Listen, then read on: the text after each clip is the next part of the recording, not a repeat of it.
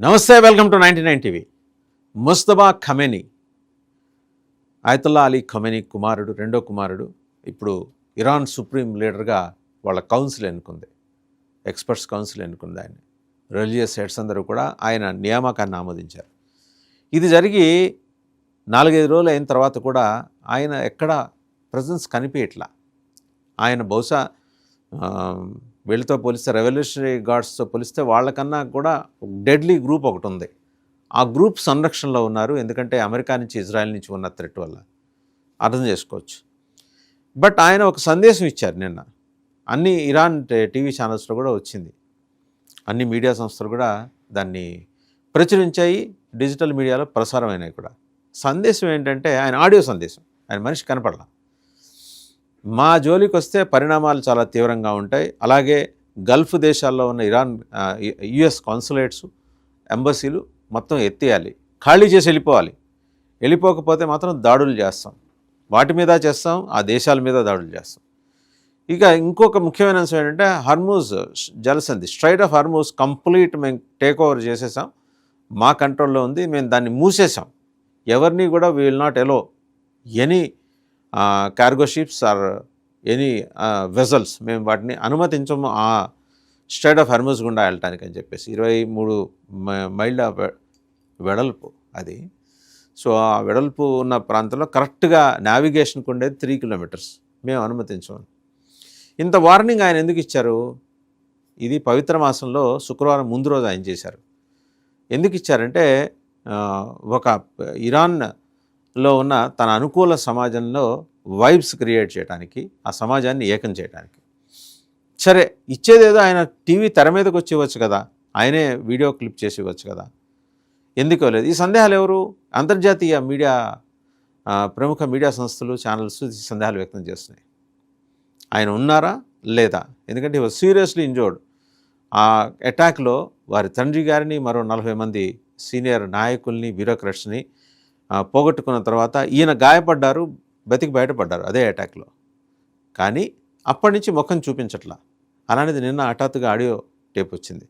Ghost tapes అంటూ Wiaan అనే digital media దాన్ని ప్రముఖంగా హెడ్లైన్స్లో వేసింది.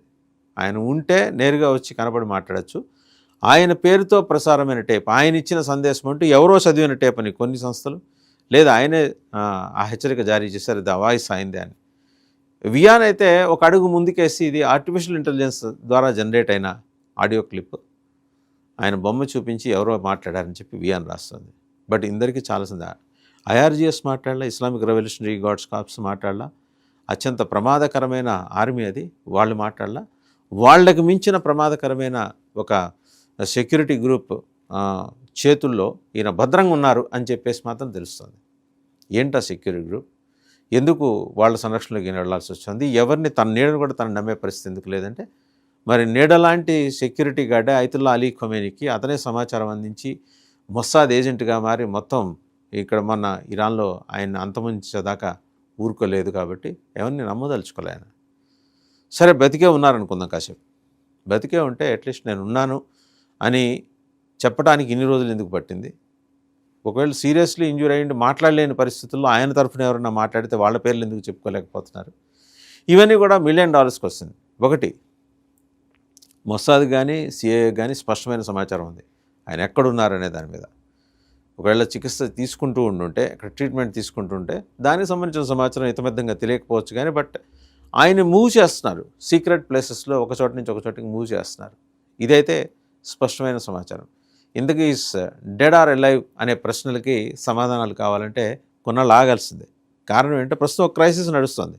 స్ట్రైట్ ఆఫ్ హార్మూజ్ దగ్గర స్టాండర్డ్ అయిపోయిన more than 1300 vessels, cargo ships కావచ్చు, వెజల్స్ కావచ్చు, ఆయిల్ వెజల్స్ కావచ్చు, ఉండిపోయినాయి. సో ఎవరైనా సాహసం చేసి ముందుకు కదిలితే అటాక్స్ అవుతాయి. ఎలాంటి అటాక్స్? బీనీత్ ద సీ డైనమైట్స్ పెట్టి కూర్చున్నది ఇరాన్ దగ్గర ఆ టెక్నాలజీ ఉంది.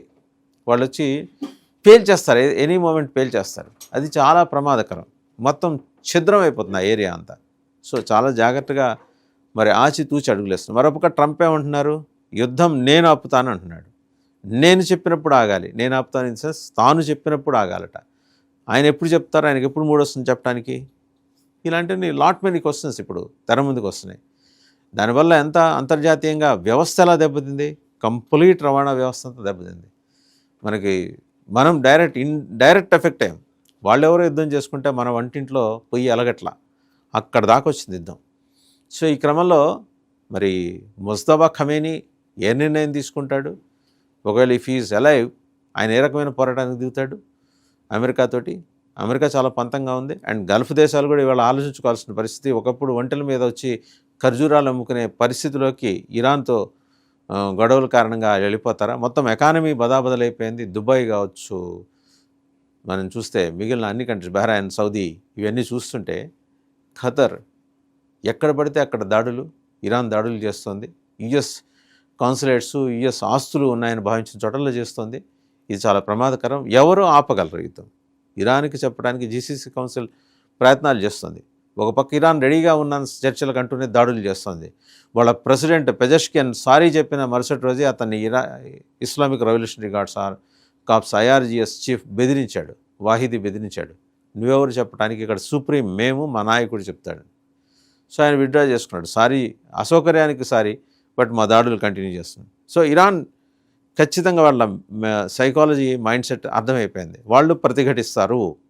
తప్ప ఒప్ప వాళ్ళు చేసే పోరాటంలో, వాళ్ళు ఇప్పటిదాకా సాగించిన అకృత్యాల్లో అనే విషయాల జోలికి మనం వెళ్ళొద్దు. వాళ్ళ సార్వభౌమాధికారానికి సంబంధించిన ప్రశ్న తలెత్తినప్పుడు ఇరాన్ ఒకటే, ఇరాన్ మొత్తం తిరగబడుతోంది. వెరస్ ప్లాన్ బి, ప్లాన్ సి ఉన్నాయి ట్రంప్కి. ఏంటంటే ఒక పక్క కుర్దుల్ని ఎగదోయటం, ఇరాన్ ప్రాంతంలో ఉన్న కుర్దుల్ని, Turkey, Syria and part of Lebanon, ఈ 4 చోట్ల కలిసి 3.5 నుంచి 4 కోట్ల కుర్దులు ఉన్నారు. వాళ్ళ చేత కుర్దిస్తాన్ డిమాండ్ అని. బట్ టర్కీ, సిరియా వాళ్ళైతే కలిసి రావడానికి పెద్దగా ఆసక్తి చూపట్ల. సో ఖొజస్థాన్ అనే ఒక ఏరియా ఉంది, అది తీరాన్ని ఆనుకొని ఉంటుంది. ఆ ఖొజస్థాన్ అనే ఏరియాలో అరబ్ ట్రైబ్స్ చేత రివోల్ట్ మొదలెట్టించారు అమెరికా అండ్ మొసాద్. మాకు ప్రత్యేక దేశం కావాలని చెప్పేసి. కుర్దిస్తాన్ ఒక ప్రత్యేక దేశం. 31 ప్రావిన్సుల్లో కుర్దిస్తాన్ 4 దేశాలకి కలిపి ఉన్నది. అక్కడక్కడ పొగట్టయి ఉన్నారు. వాళ్ళందరూ కలిసి ఒక దేశం కావాలని. సరే, అది లాంగ్ పెండింగ్ డిమాండ్. ఇవాళ ఈ ఖొజస్థాన్ ప్రత్యేక రిపబ్లిక్గా అవతరించాలని చెప్పి డిమాండ్ చేస్తుంది. వాళ్ళ వెనకాల అమెరికా సిఐఏ ఉంది, మొస్సాద్ ఉంది అనేది జనాల అభియోగాలు. దాంట్లో వాస్తవాలు కూడా ఉన్నాయి. సో ఒక పక్క ఇవి, మరోపక్క తాము పెంచి పోషించిన హమాసు, హెజ్బుల్లాసు, హౌతీసు, వీళ్ళకి ఫండింగ్ చేయాలి. ఇరానే దిక్కులేక ఏడుస్తుంటే ఇన్ఫ్లేషన్తో వీళ్ళకి ఫండింగ్ ఎక్కడి నుంచి తీసుకొస్తుంది? ఇదొక సవాల్.